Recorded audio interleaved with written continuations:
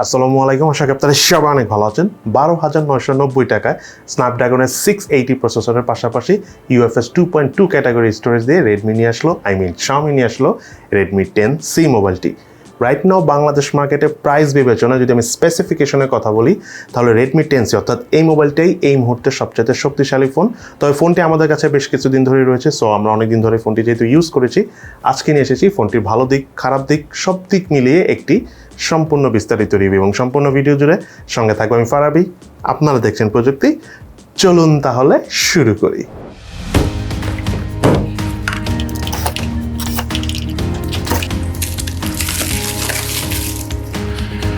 মোবাইলটির box কন্টেন্টে রয়েছে user manuals, SIM tray ejector, 18 ওয়াটের fast charger, type C USB charging কেবল,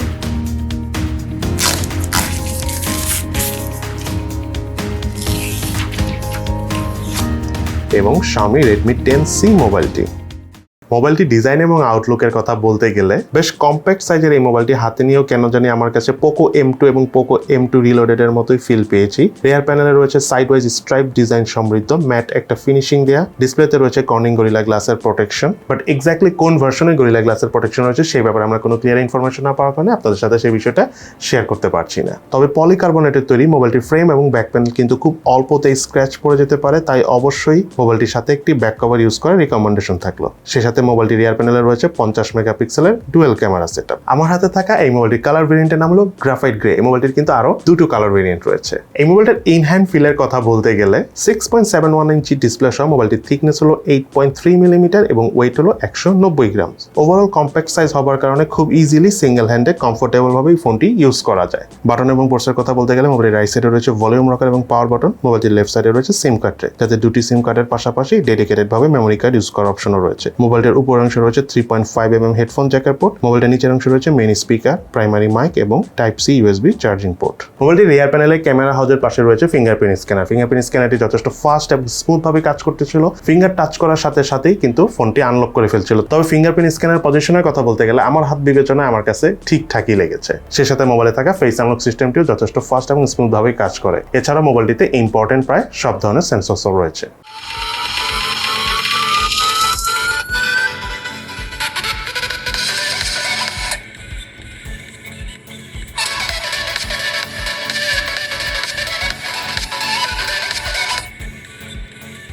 এই মোবাইলটার স্পিকারের কথা বলতে গেলে বটম ফেসে রয়েছে মোবাইলটার মেইন স্পিকারের পারফরমেন্স আমার কাছে যথেষ্ট ভালো লেগেছে। এই প্রাইস বিবেচনা ফোন হিসাবে আমরা এই মোবাইলটার স্পিকার থেকে লাউডনেস মোটামুটি ঠিকঠাকই পেয়েছি, অর্থাৎ ডিসেন্ট পারফরমেন্সই পেয়েছি।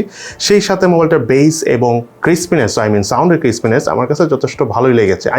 12-13 হাজার টাকার ফোন হিসাবে এই মোবাইলটার স্পিকার পারফরমেন্স আমার কাছে যথেষ্ট ভালোই লেগেছে। মোবাইলটিতে অপারেটিং সিস্টেম হিসেবে রয়েছে Android 11 ভার্সন, তার পাশাপাশি মোবাইলটিতে UI হিসেবে রয়েছে MIUI 13। এই মোবাইলটিতে রয়েছে 6.71 ইঞ্চি সাইজের IPS LCD প্যানেলের ডিসপ্লে এবং তার পাশাপাশি ডিসপ্লে রেজুলেশন হলো 1650x720 pixel, display pixel density হলো 268 ppi। সেই সাথে ডিসপ্লেতে রয়েছে গরিলা গ্লাসের প্রোটেকশন। মোবাইলটি আমরা আউটডোরে বেশ কমফোর্টেবল ভাবে ইউজ করতে পারলো। বেশি আলো অর্থাৎ সানলাইট কন্ডিশনে মাঝে মাঝে একটু প্রবলেম হচ্ছিল, তবে মেজরিটি টাইমই আমরা আউটডোরে ব্রাইটনেস জনিত কোনো সমস্যা ছাড়াই ইউজ করতে পেরেছি। ডিসপ্লে টু বডি রেশিওর কথা বলতে গেলে মোবাইলের ভেজেল গুলো আমার কাছে ঠিকঠাক লাগলো। চিন এরিয়াটার প্রাইস বিবেচনা আমার কাছে একটু মোটা লেগেছে। সেই সাথে ডিসপ্লে ঠিক উপরে সেন্টারে রয়েছে water drop selfie camera. Multitasking এর কথা বলতে গেলে ওভারঅল পারফরমেন্স বেশ ভালো ছিল। UFS 2.2 ক্যাটাগরি স্টোরেজ থাকার কারণে এক্সট্রা একটা বুস্ট পাওয়া যাচ্ছিল মাল্টিটাস্কিং করার সময়। সেই সাথে অনেকগুলো অ্যাপসও পাশাপাশি ব্যাকগ্রাউন্ডে রান করে সোয়াপ করে আমরা বেশ ইজিলি ইউজ করতে পেরেছি। মোবাইলটিতে রয়েছে wide wine L1 support. Redmi 10C এই মোবাইলটিতে রয়েছে স্ন্যাপড্রাগনের 680 প্রসেসর। এটি একটি অক্টাকোর প্রসেসর যার ট্রানজিস্টর সাইজ হলো 6 ন্যানোমিটার।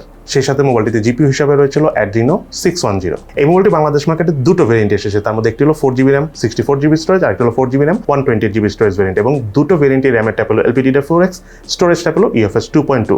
এবং এই দুটো ভেরিয়েন্টের প্রাইসের কথা বলতে গেলে 4GB RAM 64GB স্টোরেজের প্রাইস হলো 12,999 টাকা, 4GB RAM 128GB স্টোরেজের ভেরিয়েন্টের প্রাইস হলো 13,999 টাকা। মোবাইলটিতে বিভিন্ন রকম টেস্ট করার সময় স্টোরেজ স্পিড চেক করতে যে মোবাইলের রিড স্পিড পেয়েছি আমরা 539 megabyte per second, right speed পেয়েছি 386 মেগাবাইট পার সেকেন্ড। মোবাইলটি মোবাইলটির আন্তর্জাতিক স্কোর পেয়েছি আমরা 2,34,006, বেঞ্চমার্ক স্কোর পেয়েছি সিঙ্গেল করে 375, মাল্টি করে 1591। মোবাইলটি দিয়ে ফ্রি ফায়ার গেমস খেলার সময় হাইয়েস্ট আলট্রা গ্রাফিক্সের নর্মাল রেজুলেশনে শ্যাডো অফ করে খেলতে পেরেছি। ফ্রি ফায়ার গেমসটি সত্যি কথা বলতে এই মোবাইলে আমরা লং টাইম খেললে বেশ স্টেবল পারফরমেন্স পেয়েছি, খুব একটা হিটিং এর দেখাও পাইনি। আমাদের কাছে ওভারঅল ফ্রি ফায়ার গেমস এই ফোনটাতে যথেষ্ট ভালো লেগেছে। তার পাশাপাশি পাবজি গেমসটি আমরা হাইয়েস্ট ব্যালেন্স গ্রাফিক্সে মিডিয়াম ফ্রেম রেটে খেলতে পেরেছি। ফ্রি ফায়ার গেমসের মতো পাবজি গেমসটা আমাদের অত ভালো না লাগলেও মোটামুটি কম ল্যাগিং এরই দেখা পেয়েছি পাবজি গেমসটা খেলার সময় এই ফোনটিতে। ওভারঅল আপনাদের কাছেও ওই প্রাইস বিবেচনায় পাবজি গেমসটা এই ফোনে খেলে ভালোই লাগবে। সেই সাথে মোবাইলটি দিয়ে আমরা কল অফ ডিউটি গেমসটি খেলেছি হাইয়েস্ট ভেরি হাই গ্রাফিক্সে মিডিয়াম ফ্রেম রেটে। ওভারঅল কল অফ ডিউটি গেমসের পারফরমেন্স পাবজি এবং ফ্রি ফায়ারের থেকে নর্মালি অন্যান্য ফোনে যেমন ভালো লাগে এই ফোনটা তো ভালো লেগেছে, এবং সেই সাথে হিটিংও খুব একটা দেখা পাইনি এই গেমসটি খেলার সময়। সেই সাথে মোবাইলটিতে অ্যাশফানেন গেমসটি খেলার সময় আমরা শুরু থেকে কিছুটা ল্যাগিং এর দেখা পেলো, আস্তে আস্তে লং টাইম গেম প্লে করতে থাকলে এই ল্যাগিং এবং ফ্রেম ড্রপের পরিমাণ কমে আসছিল। ওভারঅল অ্যাশফানেন গেমসটা আমার কাছে এই ফোনে ভালো লেগেছে। এই মোবাইলের হিটিং এর কথা বলতে গেলে খুব একটা হিটিং হয় না। ইভেন আমরা পাবজি ফ্রি ফায়ারের মতো গেমসগুলো যখন লং টাইম প্লে করেছি সেই লেভেলের হিটিং আমরা দেখা পাইনি। হালকা পাতলা অ্যাজ ইউজুয়াল যে ধরনের হিটিং হওয়ার কথা সেই রকমই হিটিং হয়, এক্সট্রিম ওভার হিটিং আমরা এই ফোন থেকে পাইনি। তবে মোবাইল ডাটা দিয়ে ভিডিও দেখার সময় ফোনটা একটু হিট হয়, তবে কিছুক্ষণ সময় দিলে ফোনটা আবার আগের মতো ঠান্ডা হয়ে যায়। এই মোবাইলটির রিয়ার প্যানেলে রয়েছে হলো ডুয়েল ক্যামেরা সেটআপ, যার মেইন ক্যামেরাটি হলো 1.8 অ্যাপারচারের 50 মেগাপিক্সেলের ক্যামেরা, যাতে সেন্সর হিসাবে রয়েছিল স্যামসাং এর আইসোসেলের JN1 সেন্সর। আরেকটি ক্যামেরা হলো 2 মেগাপিক্সেলের 2.4 অ্যাপারচারের ডেপথ সেন্সর ক্যামেরা, যাতে সেন্সর হিসাবে রয়েছে অমনিভিশনের B10 সেন্সরটি। মেইন ক্যামেরাতে ছবি তোলার সময় অবজেক্ট মোটামুটি ভালোভাবেই ফোকাস করা যাচ্ছিল। ছবির ডিটেলস মোটামুটি ধরে রাখতে পারলেও কালার টোন খুব একটা ভাইব্রেন্ট মনে হয়নি আমার কাছে। আবার সামটাইমস ছবি তোলার পর কিছু কিছু ছবি ওভার স্যাচুরেটেড করে ফেলছিল। তবে আউটডোরে সানলাইট কন্ডিশনে বেশ ভালোই ছবি উঠে এই মোবাইলটির মেইন ক্যামেরা দিয়ে। তার পাশাপাশি ডেপথ সেন্সর ক্যামেরার কথা বলতে গেলে ফোকাসিং খুব একটা ইজিলি করা যাচ্ছিল না, তবে অটো ফোকাস করে যে ছবি তোলা যাচ্ছিল সেই ছবিগুলো বেশ ভালোই লেগেছে। ডাইনামিক রেঞ্জ মোটামুটি কাজ করে অ্যাজ এ 2 মেগাপিক্সেল ক্যামেরা হিসেবে ঠিকঠাকই লেগেছে আমার কাছে। মোবাইলটি দিয়ে আমরা হাইস্ট 1080p 30 ফ্রেম পার সেকেন্ডে ভিডিও শুট করতে পেরেছি। ওভারঅল ভিডিও শুট করার সময় আমরা বেশ ভালো পরিমাণে শেকি একটা ফিল পেয়েছি। সেই সাথে মোবাইলটিতে আরও রয়েছে টাইম ল্যাপস ফিচারের মাধ্যমে ভিডিও শুট করার পাশাপাশি স্লো মোশনে ভিডিও শুট করার অপশন। এই মোবাইলটিতে রয়েছিল 2.2 অ্যাপারচারের 5 মেগাপিক্সেলের সেলফি ক্যামেরা। সেলফি ক্যামেরার পারফরমেন্স আমার কাছে মোটামুটি লেগেছে। কালার ডিটেলস খুব একটা ধরে রাখতে পারছিল না, সেই সাথে ছবি কালার টোন অত ভাইব্রেন্ট লাগেনি আমার কাছে, তবে ডাইনামিক রেঞ্জ ঠিকঠাকই কাজ করছিল। মেইনলি ভালো আলো পেলে অর্থাৎ আউটডোরে সানলাইট কন্ডিশনে ওভারঅল ঠিকঠাকভাবে ছবি উঠছিল এই মোবাইলটির সেলফি ক্যামেরা দিয়ে। Redmi 10C এই মোবাইলটিতে রয়েছে 5000 mAh ব্যাটারি এবং সাথে রয়েছে 18 ওয়াটের ফাস্ট চার্জার। এই মোবাইলটি আমাদের সম্পূর্ণ চার্জ করতে প্রায় 2 ঘন্টার মতো সময় লেগেছে, তবে একবার চার্জ করার পর এই ফোনটি আমরা ইউজ করে প্রায় 2 দিনের মতো চার্জ ব্যাকআপ পেয়েছি, ইভেন এত বড় ডিসপ্লে হওয়া সত্ত্বেও। কিন্তু হেভি গেমিং এবং মাল্টিমিডিয়া কনজাম্পশন করে স্ক্রিন অন টাইম অর্থাৎ SOT পেয়েছি আমরা 5 ঘন্টার মতো। মোবাইলটিতে রয়েছিল 4G সাপোর্ট, তার পাশাপাশি ওয়াইফাই 2.4 গিগাজ এবং 5 গিগাজ দুটোই সাপোর্ট করে, এবং সেই সাথে মোবাইলটিতে রয়েছে বিল্ট ইন FM রেডিও। এবার চলুন আমরা জেনে নিই এই মোবাইলটিকে কি ল্যাকিংস অর্থাৎ দুর্বলতা রয়েছে এবং তার পাশাপাশি কি কি বেস্ট সাইড অর্থাৎ ভালো দিক রয়েছে। প্রথমে চলুন আমরা জেনে নিই এই মোবাইলের কি ল্যাকিংস অর্থাৎ দুর্বলতা রয়েছে। এই ফোনটা ইউজ করতে যে 13,000 টাকা প্রাইস বিবেচনা আমার কাছে সেই লেভেলের কোনো বড় মানের ল্যাকিংস আমি পাইনি যতদিন আমরা ইউজ করেছি। বাট কিছু বিষয় আমার কাছে হালকা পাতলা মনে করেন ল্যাকিংস মনে হচ্ছে। তার মধ্যে নাম্বার 1 হলো এই ফোনটা 6GB RAM 128GB স্টোরেজ ভেরিয়েন্টে আসলে ভালো হতো।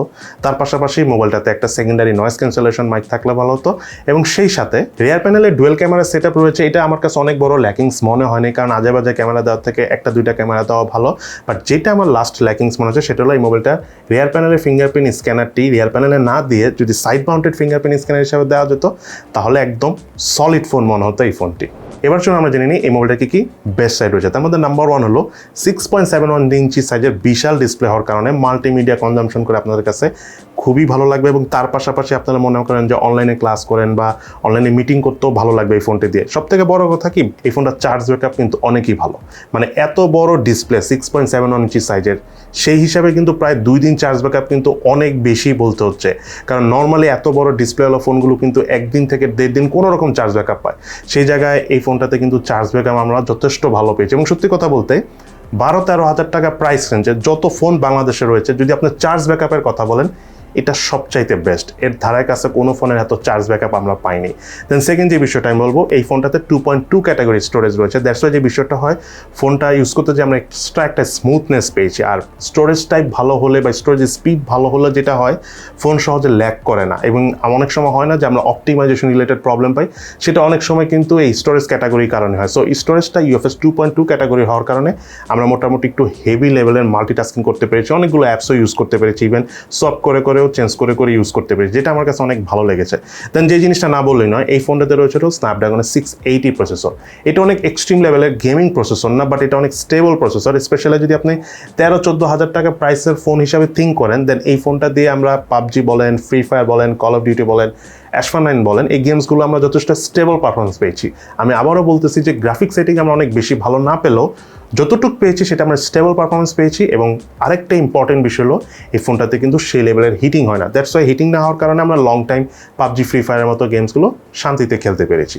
দেন আরেকটা বিষয় হলো এই ফোনটার স্পিকার পারফরমেন্স আমার কাছে খুবই ভালো লেগেছে। স্পেশালি 12-13 হাজার টাকার ফোন বিবেচনায় স্পিকারটা বেশ ডিসেন্ট। সেই সাথে যে বিষয়টা না বললেই নয়, এই মোবাইলটার ক্যামেরা পারফরমেন্স আমার কাছে ভালো লেগেছে। ফ্রন্ট ক্যামেরা বলেন, রিয়ার প্যানেলের ক্যামেরা বলেন, স্পেশালি রিয়ার প্যানেলের ক্যামেরা যে ছবি তুলে আমাদের কাছে ওভারঅল ভালো লেগেছে। যদিও সামটাইমস কিছু কিছু ছবি একটু ওভার স্যাচুরেটেড করে ফেলতেছিল, একটু বেশি কালার বুস্ট করছিল, কিছু কিছু ছবিতে আবার একটু কালার ডিটেলসেরও ঘাটতি ছিল, বাট সেটা 13 হাজার টাকা ফোন হিসাবে ঠিক আছে। বাট অ্যাজ এ 50 মেগাপিক্সেলের ক্যামেরা হিসাবে এই ফোনটার পারফরমেন্স ঠিকঠাকই ছিল। সেই সাথে মোবাইলটা সেলফি ক্যামেরা দিয়ে আমার কাছে ছবি তুলে ভালো লেগেছে। যদিও সেলফি ক্যামেরার ছবিগুলো অত ভাইব্রেন্ট না, বাট ঠিক আছে, নট ব্যাড। এবং সেই সাথে যে বিষয়টা আমি বলতে চাচ্ছি, এই মোবাইলটাতে যে ইউআইটা রয়েছে MI UI 13, এখন পর্যন্ত আমরা ইউজ করে কোনো প্রকার অপটিমাইজেশন, বাগস এগুলো ফেস করিনি, বেশ কমফোর্টেবলভাবে ইউজ করতে পেরেছি, কোনো ঝামেলা হয়নি। বাট Xiaomiর MI UI ইন ফিউচারে আপডেট এসে প্রবলেম হলেও হতে পারে, সেটা তো আসলে আমরা নিজেরাও বলতে পারবো না ফিউচারে কী হয়। বাট এখন পর্যন্ত ইউআইটা আমার কাছে স্মুথ লেগেছে, একদম বাটারি স্মুথ বলতে পারেন। দেন সর্বশেষ, অর্থাৎ এই ফোনটা নিয়ে আমার সব কথা শেষ কথা, কাদের জন্য এই ফোনটা অনেক ভালো? যারা mainly long time phone use করতে চান রাফ অ্যান্ড টাফ ভাবে, এবং সেই সাথে হেভি চার্জ ব্যাকআপ প্রয়োজন, তারপর দেখা যাচ্ছে অনলাইনে ক্লাস করেন, ডিসপ্লেটা আপনার জন্য একটু ইম্পর্টেন্ট, এবং সেই সাথে আপনারা মোটামুটি ফ্রি ফায়ারের মতো গেমস অনেক বেশি খেলে থাকেন, তাদের কাছে এই ফোনটা একদম ভালো একটা ফোন মনে হবে। অর্থাৎ এই ফোনটা কিনলে আপনারা পয়সা উসুল করে ফেলতে পারবেন। বাট বাকিটা আপনাদের ইচ্ছা, কোন ফোনটা আপনারা কিনবেন সেটা অবশ্যই আপনাদের নিজেদের চয়েসে কিনুন। বাট আমরা মনে করি আমাদের এই ফোনটি ইউজ করে যতটুকু আমরা ভালো খারাপ দিক পেয়েছি সেটা শেয়ার করা উচিত, তাই সেটা শেয়ার করলাম। সো এই হলো আমাদের Redmi 10C এই মোবাইলটি সম্পূর্ণ বিস্তারিত রিভিউ। আপনাদের কাছে এই ফোনটি কেমন লেগেছে এবং এই ফোনটি কোন জিনিসটা আপনাদের কাছে ভালো লেগেছে এবং কোন জিনিসটা আপনাদের কাছে ভালো লাগেনি সেটা কিন্তু অবশ্যই ভিডিও নিচে কমেন্টস করে জানাবেন। সবাই ভালো থাকেন, সুস্থ থাকেন, ইনশাআল্লাহ দেখা হবে ফিউচারে।